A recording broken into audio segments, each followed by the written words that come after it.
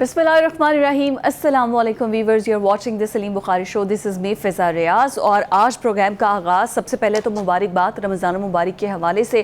बुखारी साहब, मैं इंट्रो से पहले मैं चाहूँगी कि हम मिल के हमारे तमाम व्यूअर्स को रमज़ान की मुबारकबाद। जी, मेरी तरफ से भी और ऑब्वियसली हम दोनों की तरफ से, हमारी टीम, हमारे नाज़रीन जो है और हमारी पूरी टीम की तरफ से, जो हमारे प्रोड्यूसर हैं, हमारे डायरेक्टर प्रोग्राम्स जो हैं, उन सब की तरफ से आप सबको बहुत बहुत चांद रात मुबारक हो और अल्लाह ताला खैर खैरियत से रमज़ान जो है उसमें रोज़े रखने की तौफीक भी दे हमें, और महंगाई का जो जिन है वो किसी तरह से अगर काबू में आ जाए तो ज़िंदगी आसान हो जाएगी। आपने बड़ा अच्छा समराइज कर दिया पूरे रमज़ान को। पूरे रमज़ान रहेगा महंगाई का शोर ही। लेकिन पहला रोज़ा होने से पहले आज जब आसिफ अली जरदारी को जब गार्ड ऑफ ऑनर पेश किया गया और उसके बाद 19 रुकनी टीम ने जो है वो हल्फ उठा लिया है और वो एक विफाकी काबीना जिसका इंतज़ार किया जा रहा था और जो नाम थे ऑलमोस्ट वही तमाम लोग हैं जिन्होंने हल्फ उठाया है और इनको मुख्तलिफ जो वजारतें हैं वो सौंप दी जाएंगी, कलमदान सौंप दिए जाएंगे। उसके बाद से वो ये तमाम वज़ीर जो हैं जो कि पाकिस्तान के मुख्तलिफ ओहदों पर आगे आइंदा आने वाले 5 सालों में, अगर ये गवर्नमेंट 5 साल चलती है तो इन ओहदों पर फाइज रहेंगे। उसके बाद आहिस्ता आहिस्ता कैबिनेट का साइज़ को बढ़ा दिया जाएगा। लेकिन ऑन दी अदर हैंड जो पाकिस्तान तहरीक इंसाफ वाले जो कि चले गए हैं, सबसे पहले तो उनके सरबराह ये गिला कर रहे हैं कि हमें बानी पीटीआई से मिलने नहीं दिया जा रहा, जो कि नाइंसाफ़ी है। उसके अलावा उमर अयूब ये कह रहे हैं कि हमारे 100 से ज़्यादा कारकुनान जिनको गिरफ्तार किया गया है और ये धांधली ज़्यादा इलेक्शन है। इसके अलावा उससे भी बड़ी बात, शेर अफजल मरवत वो ये कह रहे हैं कि जी मेरी जान जो है वो लेने के लिए मरीम नवाज़ जो कि वज़ीर आला पंजाब है उन्होंने मेरा कॉन्ट्रैक्ट दे दिया है और मेरी जान को ख़तरा है। ये शेर अफजल मरवत किस बेस पर कह रहे हैं, ये बहुत बड़ी बात है। ऑन दी अदर हैंड जो वज़ीर आला पंजाब है मरीम नवाज़, शी इज़ रियली एक्टिव और वो कह रही हैं कि गवर्नेंस और इस तमाम का सूरत हाल को ठीक होने में टाइम लगेगा और लास्ट में हम गज़ा की सूरत हाल पर बात तो करेंगे। लेकिन बुखारी, सबसे पहले जो 19 रुकनी काबीना है और उसमें बहुत से ऐसे चेहरे हैं जो कि मुख्तलिफ वजारतों पर पहले भी रहे हैं। ऑलमोस्ट ये सारी वही कैबिनेट है जिनको पहले भी यही कलमदान रहे हैं। किस तरीके से आप देख रहे हैं इस पूरी कैबिनेट को? वो बकौल शायर के यहाँ तक तो पहुँचे, यहाँ तक तो आए। वो इलेक्शन के बाद से जिस किस्म की हमने शोर शराबा जो है, शोर गौगा कह लीजिएगा, वो सुना था। किसी ने कहा सिस्टम नहीं चलने देंगे, किसी ने कहा था हुकूमत नहीं बनने देंगे, किसी ने कहा था आगे नहीं बढ़ने देंगे, किसी ने कहा था ये भी आपको पता है।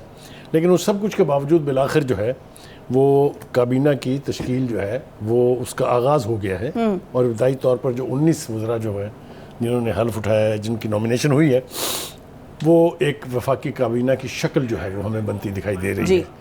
इसमें क्या सूरत हाल होगी, कैसे होगी, उसके ऊपर तफसील से बात करते हैं। लेकिन दो बातें इब्तदाई तौर पे कहना बहुत ज़रूरी हैं। एक तो ये कि इस वक्त मुल्क को दो बड़ी चीज़ों की ज़रूरत है। एक ये कि मिसाक के मईशत जिसकी बहुत बात की जा रही है वो हो, और दूसरा ये कि मुल्क में अमन व अमा की सूरत हाल जो है वो इतनी यकीनी बनाई जाए कि कोई भी इन्वेस्टर आते हुए ना डरे, यहाँ पर कोई इंडस्ट्री लगाते हुए ना डरे, इंडस्ट्री के लोग जो हैं वो किसी ब्लैकमेल में ना आए, वगैरह वगैरह बहुत सारी चीज़ें हैं।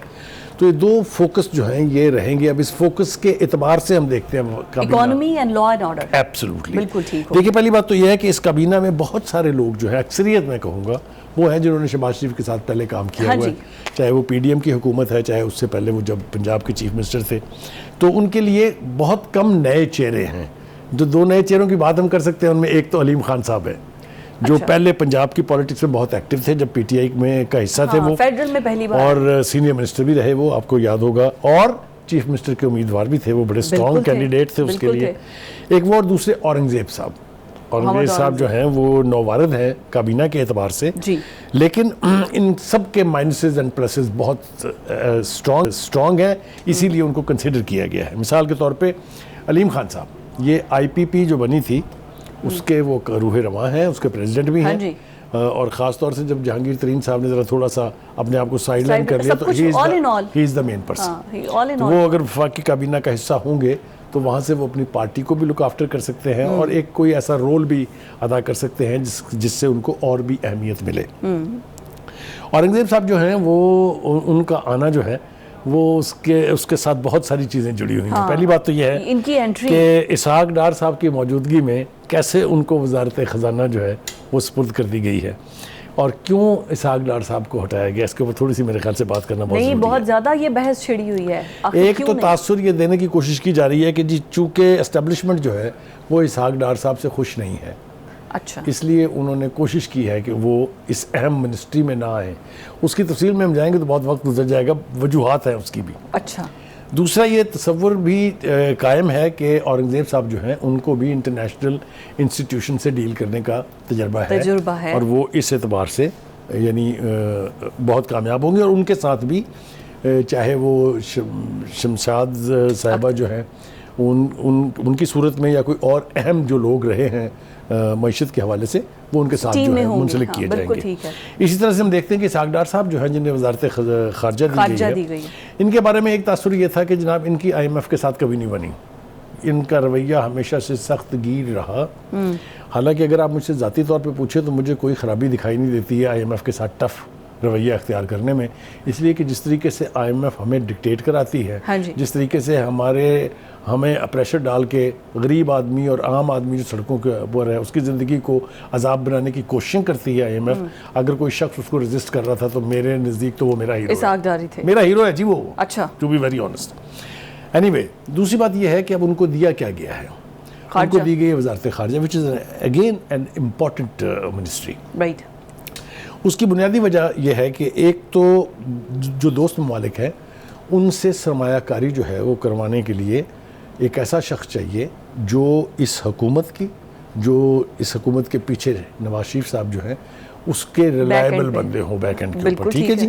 तो UAE से और सऊदी अरब से चूँकि 25-25 अरब डॉलर की सरमायाकारी लानी है, चाहे वो जो रिफाइनरी है उसकी सूरत में हो या इंडस्ट्री में दूसरी जगह हो, तो उसके लिए एक ऐसा शख्स चाहिए जो यानी रिप्रेजेंट करता हो इस हुकूमत को, खासतौर से मुस्लिम लीग नून की लीडरशिप, नवाज शरीफ को खास तौर पे उनके फ्रंटमैन की। लेकिन यहाँ भी क्वेश्चन ये है, जैसे मिफ्ता इस्माइल और इसहाक डार में क्लैश था और मिफ्ता इस्माइल बड़े नाराज थे जब इसहाक डार आए उनकी पॉलिसी से, इनके कैबिनेट में होते हुए औरंगजेब को फ्री हैंड मिलेगा? देखिए, गुजारिश ये है कि ट्राई तो करना पड़ेगा। उसकी वजह भी मैं बयान करता हूँ कि ऐसा क्यों होगा, वो मैं वहाँ बस आने वाला था, लेकिन थोड़ा सा बीच में से इनको वजारत खारजा का कलमदान भी इंडिपेंडेंटली सौंप के और फारग नहीं हो गया, बल्कि इनके साथ भी फातिमी साहब जो हैं, Tariq Fatemi, he is a very vastly and largely experience person of foreign affairs. वो अमेरिका में पाकिस्तान के सफ़ीर रह चुके हैं, वो फॉरेन सेक्रेटरी रह चुके हैं, वो नवाज शरीफ के एडवाइज़र रह चुके हैं, तो वो भी काफ़ी एक्सपीरियंस्ड है। वो दूसरा उनके साथ लगाया गया है ये जो सलीम अब्बास जिलानी साहब हैं, ये जलील अब्बास, थैंक्स फॉर करेक्शन। इनको इसलिए कि कॉन्टीन्यूटी का मसला भी होता है हमेशा जब पॉलिसीज़ बनती हैं, ख़ास तौर से गैर ममालिक के साथ ताल्लुकात के हवाले से, तो उसकी कॉन्टीन्यूटी भी ज़रूरी होती है। तो इनके साथ भी ये दो बंदे लगाए गए। अब आइए जनाब, वो आप जो FISC की बात जो मैं करना चाह रहा था, हमने लास्ट प्रोग्राम में भी इसको बड़ा हाईलाइट किया था। करेक्ट। देखिए, ये जो है ना जी फाइनेंशियल इन्वेस्टमेंट फैसिलिटेशन काउंसिल जो है, स्पेशल इन्वेस्टमेंट फैसिलिटेशन काउंसिल, इसका रोल बहुत अहम है पाकिस्तान की इकोनॉमी में। और आपको मालूम है कि ये प्योरली सिविलियन हाथों में नहीं छोड़ी गई, बल्कि इसके अंदर हाईएस्ट लेवल के ऊपर तीनों सर्विसेज चीफ जो हैं उनकी नुमाइंदगी मौजूद है। तो ये तसव्वुर करना कि बहुत सारे फैसले जो हैं वो इनकी मंशा और इनकी मर्जी के मुताबिक किए जाएंगे, इसमें मुझे कोई यानी खराबी भी दिखाई नहीं देती है और मुझे कोई इबहाम भी नहीं है। मेरे ख्याल से ऐसा ही होगा। तो ये जो काउंसिल है, इसकी भी ख्वाहिश थी कि इसहाक डार साहब की बजाय किसी दूसरे हाथ को ट्राई किया जाए, इसलिए औरंगज़ेब साहब को लाया गया है। और हम तवक्को करते हैं कि औरंगज़ेब साहब और FIC मिलके और 7 वज़ीर ख़ारजा के तौर पे इसहाक डार मिलके ये सारी कोशिशों को कलेक्टिवली उस डायरेक्शन में लेके चलेंगे जिसके नतीजे में पाकिस्तान की इकॉनमी, जैसे आपने प्रोग्राम के शुरू में कहा, चार्टर ऑफ इकोनॉमी की ज़रूरत है। करेक्ट। दूसरा अहम मसला है पाकिस्तान में अमन आमा का, लॉ एंड ऑर्डर। क्योंकि अगर लॉ एंड ऑर्डर ठीक नहीं है तो कुछ भी ठीक नहीं है, चाहे आप जितनी मर्जी इन्वेस्टमेंट ले आएं, जितने मर्जी कारखाने लगा लें, जितने मर्जी दोस्त आ जाएं आपके, तो उसको यकीनी बनाने के लिए यकीनी तौर पर एक ऐसे शख्स की ज़रूरत थी जिसको एक तो अदारों की सपोर्ट हासिल हो, दूसरा उसको रीसेंट एक्सपीरियंस हो इस ख़ास शोबे में महारत का। तो एक ही नाम जो है वो ज़हन में आता है, वो हैं तो हमारे अपने, लेकिन मोहसिन नकवी का नाम लेने में मुझे ना कोई शर्मिंदगी है, ना कोई, मैं एहतियात से काम लेना चाहता हूँ। उन्होंने पंजाब में प्रूफ किया, डिलीवर करके दिखाया है कि भाई साहब ऐसे चलते हैं काम और ऐसे किया जाता है डिलीवर। बड़ा कम अरसा था उनके पास, 1 महीना और शायद चंद दिन, तो तो उस सॉरी 1 साल और चंद दिन, और उसमें उन्होंने जो कुछ पंजाब में कर दिखाया है, जो डेवलपमेंट हुई है, जिस तरीके से फास्ट स्पीड के साथ काम हुए हैं, जिस तरह से कोई चार्ज नहीं है उनके ऊपर, इतने मैसिव फंड्स की हैंडलिंग के बावजूद there is no financial charge on him, कि कहीं बेईमानी उन्होंने की हो या किसी को करने दी हो। हाँ जी। तो ये भी बहुत बड़ी बात है। और जैसा मैंने कहा कि जितने भी इंपॉर्टेंट इदारे हैं उन सब की उनको सपोर्ट हासिल है।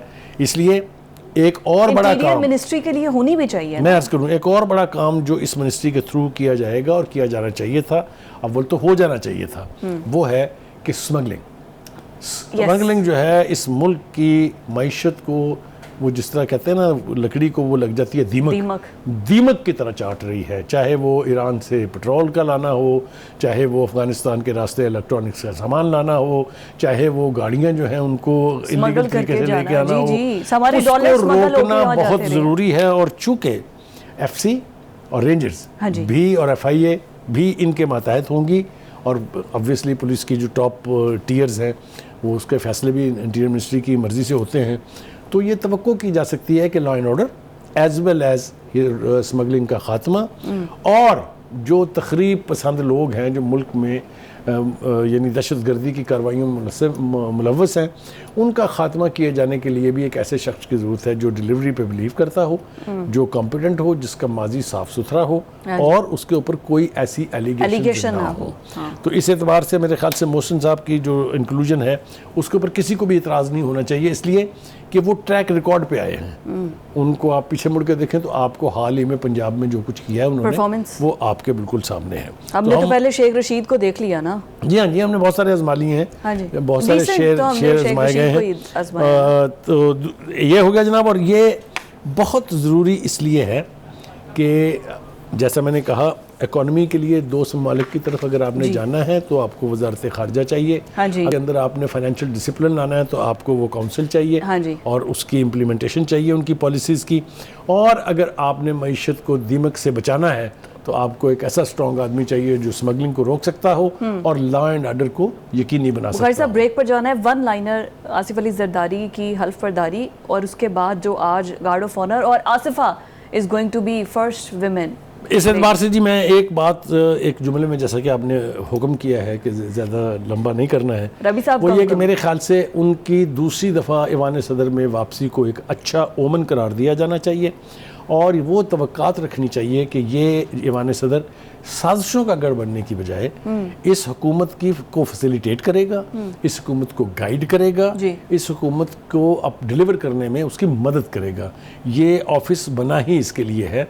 इसको वैसे तो कहते हैं कि it's a constitutional office, head of state, लेकिन सदर साहब जब पहली दफ़ा वहाँ थे, उन्होंने जो कारनामे करवाए थे अपनी हुकूमत से, चाहे वो 18वीं तरमीम थी, चाहे वो surrender of all the powers थी, तो उस एतबार से मैं समझता हूँ कि इनकी ईवान सदर में आमद जो है इसको एक अच्छा ओमन करार देना। और पीपल्स पार्टी वैसे भी सब कुछ करती बाय द लॉ है, बाय द बुक चलती है। और दूसरी बात आपने की आसफा साहबा की, तो बिल्कुल ठीक है, वो फर्स्ट लेडी बनेंगी। इससे पहले हमारे पास एक मिसाल है, और वो अयूब खान साहब जो थे, वो जब सदर बने थे तो उन्होंने अपनी बेटी नसीम औरंगज़ेब को जो है वो फर्स्ट लेडी करार दिया था। तो उनको भी हम वेलकम कहते हैं इस पोजीशन में, और हम तवक्को रखते हैं कि एक पढ़ी लिखी खातून होने के साथ साथ और एक इतनी स्ट्रॉन्ग पॉलिटिकल लेगेसी रखने के साथ साथ वो भी अपने इस रोल में जो है वो पाकिस्तान के लिए नेक नामी का बायस बने। जो साबिक सदर आरिफ अलवी हैं, उन्हीं से बुखारी साहब गुफ्तगू का आगाज़ करते हैं। कल के जब वो सदर नहीं रहे, अच्छा, उनके चेहरे पे मुझे ऐसा नज़र आया कि जैसे वो थोड़े से ना अफसुर्दा है, गमगीन है। जाहिर है एक सदारत चली गई है, लेकिन उन्होंने एक बहुत दबंग किस्म का बयान दिया। उन्होंने कहा कि आर्टिकल 6 की अगर मेरे खिलाफ इंक्वायरी करनी है या आर्टिकल 6 लगाना है तो लगा दे मुझ पर। पहली बात तो ये है कि मुझे आप पर एतराज़ है, आपने कहा वो सदर नहीं रहे। वो सदर थे कब? वो तो PTI के वर्कर थे। पूरा अरसा उन्होंने इसको साबित करने में गुजार दिया। उसके बाद लोग ये तवक्को कर रहे होंगे कि इनकी नस्ल में से भी कोई इस ओहदे के ऊपर ना आए। जिस तरह की बोंगियाँ उन्होंने मारी हैं वहाँ बैठ के, और अब ये एक और बोंगी मार रहे हैं। वो उनको अंदाज़ा नहीं है कि आर्टिकल 6 लगता है तो होता क्या है। हाँ। क्योंकि उनके 2 एक्ट ऐसे हैं जिसके ऊपर बिलावल भुट्टो ने, अगर आपको याद हो, कहा था कि हम दोनों के लिए आपको ट्राई करेंगे, और वो दोनों ही एक्ट जो हैं वो कॉन्स्टिट्यूशन की वायलेशन है। पहले जब आपने असम्बलियाँ तोड़ दी थी बगैर किसी जवाज़ के, वो बहुत काफ़ी है और किसी चीज़ की ज़रूरत ही नहीं है। तो कहने का मतलब ये है कि ये गैर संजीदा सा एक बयान है। इसको उतनी ही गैर संजीदगी से लेना चाहिए। अच्छा, इनकी सदारत खत्म होने पर कोई पीटीआई का कोई बयान, कोई उनको नहीं, अप्रिशिएट वो किया इसलिए कि जाना वो चाहिए? कहते हैं कुछ ना, नहीं वो आया। बहुत बुरी मिसाल है, मैं देना नहीं चाहता हूँ, लेकिन ये है कि ना खुदा ही मिला ना विसाले सनम, हम इधर के रहे ना उधर के रहे, ना पार्टी में उनकी कोई गुंजाइश है ना सियासत में अब आइंदा उनकी कभी कोई गुंजाइश होगी। तो कि जी वो किसी गरीब किस्म की दिमागी कैफियत से वो दो चार हैं, इसीलिए इस तरह की बैकी बातें कर रहे हैं। आर्टिकल 6 वाली ये एब्सोल्युटली बैकी गुफ्तगू है, उनको अंदाज़ा नहीं है कि ये होता क्या है। एक का हशर आपने देख लिया था मुशर्रफ का जी। ये हम ये दुआ नहीं करेंगे कि इनके खिलाफ लगे, लेकिन उनकी जो ख्वाहिश है, जिस तरीके से जिस शिद्दत और शदोमद के साथ वो ख्वाहिश कर रहे थे, मैं इतना ज़रूर कहूँगा कि इनकी ख्वाहिश पूरी कर देनी चाहिए। हाँ, इनकी अपनी ख्वाहिश है। अच्छा, ये जो उमर अयूब साहब कह रहे हैं कि धांधली ज़दा ये असम्बलियाँ हैं, हम नहीं मानते ना वज़ीर आज़म को ना वज़ीर आला को। देखिए, पहली बात तो ये है कि इस तरह के लग़्व बयान देना ये पीटीआई की लीडरशिप का तुरा इम्तियाज़ रहा है। इसलिए कि आप देखिए एक सांस में दो बातें कैसे होती हैं।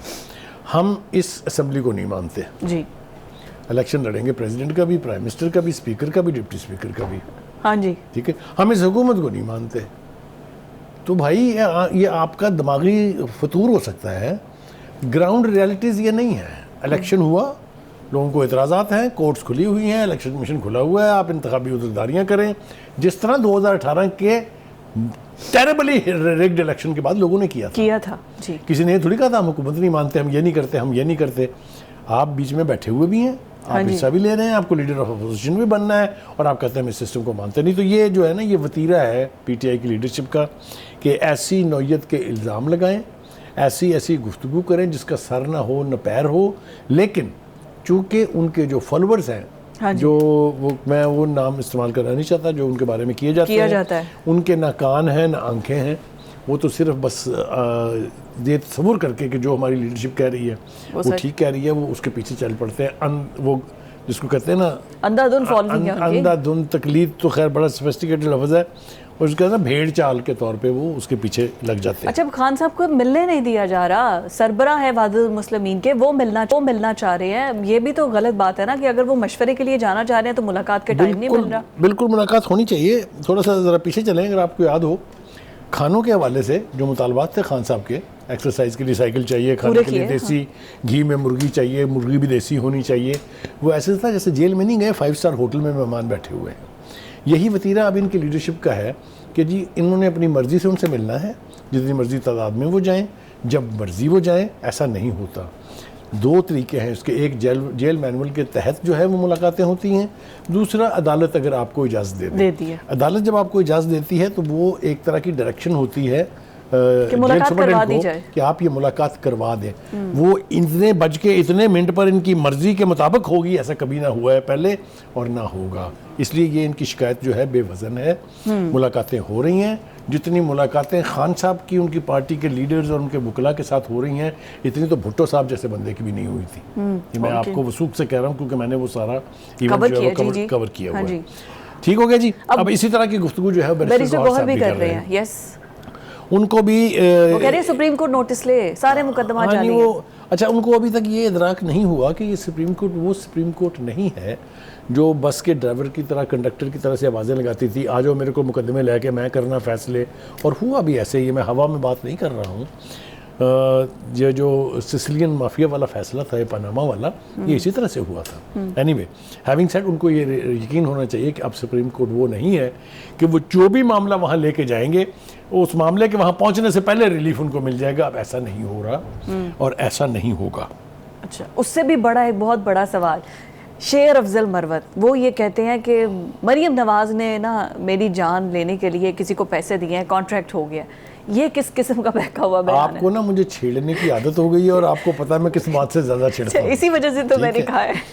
देखिए, गुजारिश ये है कि शेर अफजल मरवत साहब जो है अपने बयानात की रोशनी में, जिस तरह की वो गुफ्तगू करते हैं, जिस तरह के वो दावे करते हैं, जिस तरह की वो धमकियाँ देते हैं, उनकी बात में अब कोई वजन नहीं है। उनके पार्टी के लोग भी उनको बहुत ज़्यादा सीरियसली नहीं लेते। बॉलीवुड मूवी नहीं लगती? अगर आपको याद हो जो लड़ाई उनकी बैरिस्टर सुल्तान के बैरिस्टर गौहर के साथ थी, फिर किस तरह बाद में पपियाँ और जफियाँ पाई गई, वो आपके सामने है। तो उनकी बात को इतना ही सीरियसली लेते हैं उनके अपने लोग भी। अब आ जाइए जनाब उनके इस दावे के ऊपर के मेरे पैसे भी दे दिए हैं, हाँ जी, सदके जाएं वैसे इस इंफॉर्मेशन के, ये नहीं बताएंगे किसको दिए हैं, हाँ जी, उन्हें ये भी नहीं पता कि कहाँ दिए हैं, हाँ जी, उन्हें ये भी नहीं पता कि कितने दिए हैं, वो पैसे दिए हैं उन्होंने। हाँ जी, असल में उनको मरने का पता नहीं क्यों इतना शौक है, उनको मार के किसी को कुछ नहीं मिलना। मैं आपको ईमानदारी से कह रहा हूँ, वो पीटीआई में हो या ना हो उससे जमात को कोई फ़र्क नहीं पड़ता, और अल्लाह ना करे अल्लाह उनको ज़िंदगी दे, वो कायम व दायम रहें। जी जी, जैसा मैंने कहा कि उनके होने ना होने से किसी को कोई फ़र्क पड़ने वाला नहीं, लिहाजा किसी को इन्हें मरवाने की ज़रूरत नहीं है। करेक्ट, टेलीफोनिक गुफ्तगू में जो है वो नाम आया है। ये बिल्कुल उसी तरीके से है। अगर आपको याद हो कि उन्होंने कहा कि पूरे पाकिस्तान भर में जो फॉर्म 45 हैं वो सब हमारे पास असली हैं और बाकियों के पास जाली हैं। हाँ। इलेक्शन कमीशन जब उनसे पूछा कि भाई लाइए ज़रा क्या कहाँ हैं आपके पास, तो उन्होंने कहा जी ये देखें, ये मोबाइल के ऊपर सोशल मीडिया दिखा रहा है। हाँ जी, इससे बदतर मिसाल दूसरी है। उसके बाद आपने देखा हाल ही में क्या हुआ है कि ये जो ओवर राइटिंग वाली बात है, 2 फॉर्म उनके काबू आए हैं जिन पर ओवर राइटिंग है। तासुर और प्रोपागेंडा ये किया जा रहा है जैसे पूरे के पूरे फॉर्म 45 जो है वो मैनिपुलेट हो गए हैं और ओवर राइट हो गए हैं। तो ये उनका एक वतीरा है, बात को आसमान की तरह से, गुब्बारे की तरह से फुला लेते हैं, फिर इतनी हवा उसमें भर देते हैं कि या गुब्बारा फट जाता है और या फिर ठीक है। सलमान अकरम राजा और लतीफ़ खोसा को जो है ये सारे मुल्क भर में इन्होंने एहतजाज किया है। आई एग्री, इनका हक है, करना चाहिए, लेकिन वो लोग जिनको अरेस्ट कर लिया और इनको छोड़ दिया गया है, क्या वो ताकतवर नहीं थे, उनके नाम नहीं पता था, वो फॉलोअर्स थे, उनको वो अभी तक गिरफ्तार है? ये एक रवायत है कि आप सीनियर लीडरशिप को डिटेन करते हैं, गिरफ्तार नहीं करते हैं, और उनको छोड़ देना इज़ ए गुडविल जेस्चर कि जी हमारी मुराद आपको नहीं था, गिरफ्तार करना नहीं था, सिर्फ इसलिए कि हम एक अनफॉर्चुनेट सूरत हाल को अवॉइड करना चाहते थे। ये माजी में भी होता रहा है, ये अब भी हुआ है। मैं समझता हूँ it is showing the grace to the people. एक जो दोनों जो हैं बड़े पाए के वकील हैं, हाँ जी, ठीक है जी, और दोनों ही जो है एक दावा करते हैं कि मैं जीत गया हूँ इलेक्शन, एक जीत गए हुए हैं इलेक्शन। हाँ जी, तो उनका एहतराम और अदब करना चाहिए, कोई दो राय नहीं है इसके बारे में। लेकिन अगर वो कानून को हाथ में लेंगे, अगर वो लोगों को उकसाएंगे कि आप तोड़ फोड़ करें, तो फिर अभी तो कुछ नहीं है। वो जो हम पहले बात कर रहे थे, वो अब जिसने लॉ एंड ऑर्डर को यकीनी बनाना है उसके साथ ये तमाशे करके देखें, फिर देखिए पता चल जाएगा। हाँ जी, बिल्कुल ठीक है। बुखारी साहब, ब्रेक पर जाना है, लेकिन ब्रेक पर जाने से पहले मर की गवर्नेंस पे वो कह रही है टाइम लगेगा।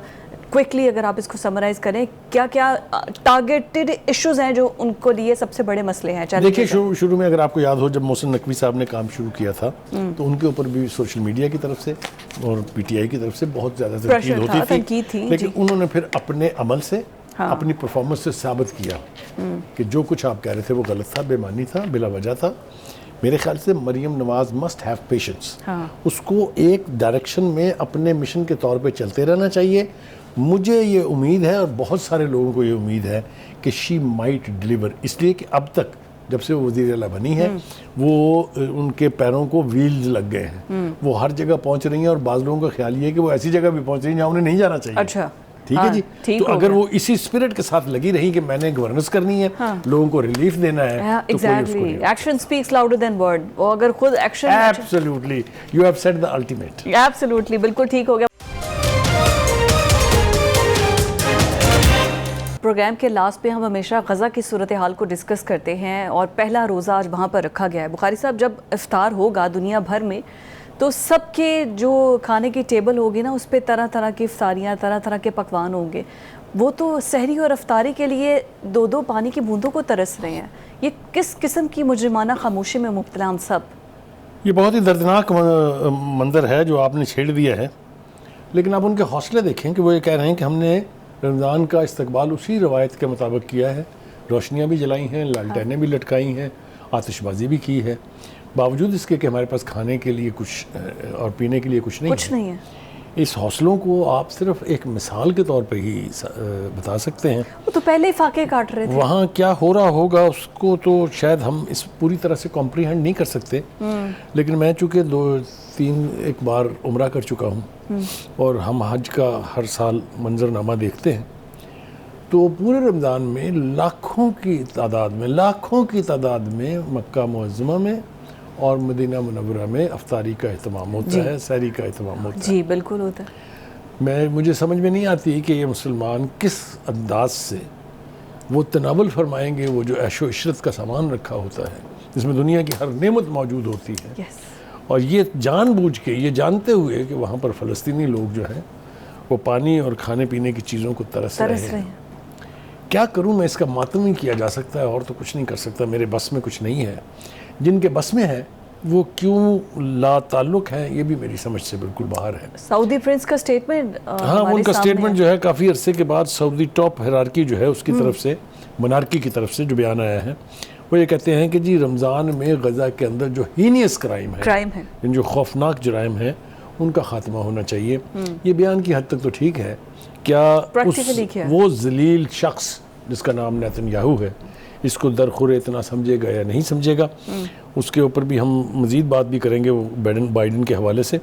लेकिन उस कसम पुरसी को इससे ज़्यादा और कम्प्लीमेंट पे नहीं किया जा सकता कि बावजूद इसके कि बच्चे तरस रहे हैं चीज़ों के लिए, माँ बाप जो हैं इस सदमे से दो चार हैं कि बच्चों के पास पीने के लिए पानी और दूध नहीं है, इसके बावजूद भी जज्बा हुर्रियत जो है वो अपनी जगह कायम है। यस। ये दुनिया की मैनकाइंड की तारीख़ में अपनी मिसाल आप है।